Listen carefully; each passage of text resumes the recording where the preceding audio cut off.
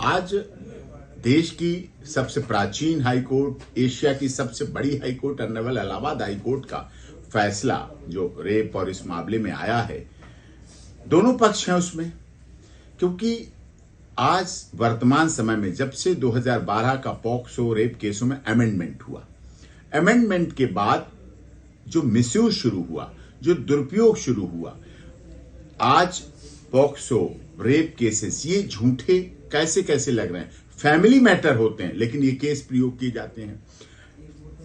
Property का विवाद है, पड़ोस का विवाद है, पॉलिटिकल एंटी रिवेंजफुल मोटिव है, बदले की भावना से करने के लिए ये केसों का दुरुपयोग हो रहा है, मिसयूज हो रहा है। महिला कानून बने इसलिए थे सशक्त और मजबूत, पॉक्सो इसलिए बना था सशक्त कि हमारी बेटियां, हमारी बच्चियां, हमारे बच्चे, हमारी महिलाएं सुरक्षित रहें, उनका मान सम्मान बना रहे, वो एक अच्छे माहौल में रहें, इसलिए कठोर कानून बनाए गए।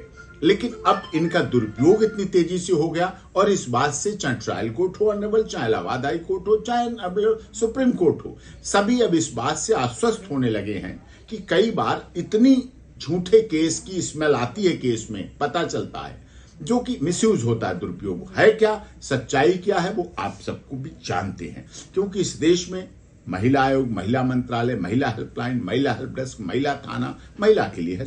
पुरुष आयोग नहीं है, पुरुष हेल्पलाइन नहीं है, पुरुष मंत्रालय नहीं है, पुरुष हेल्पलाइन नहीं है, पुरुष के लिए स्पेशल फास्ट ट्रैक कोर्ट नहीं है, हेल्पलाइन तक नहीं है। पुरुष जाए तो जाए कहां?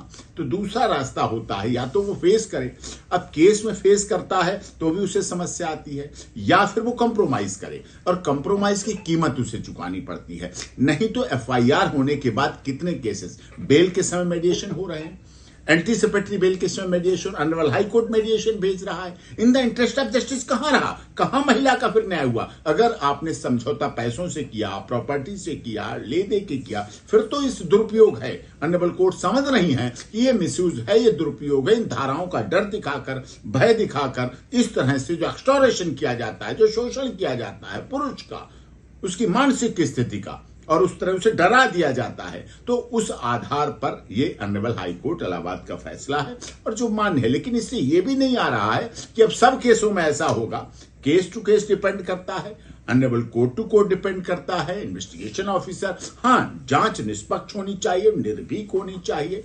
और इस केस से ये जरूर पता अब आएगा कि लोग झूठे केस दर्ज करने से डरेंगे, पैसों की उगाही का अब कम असर पड़ेगा कि इस तरह से वसूली ना हो। उन केसों का, पॉक्सो का, रेप का, गैंग रेप का, इन धाराओं का दुरुपयोग नहीं होना चाहिए, जिससे कि महिला की भी सुरक्षित हो और पुरुष भी इस देश में सुरक्षित रहना चाहिए।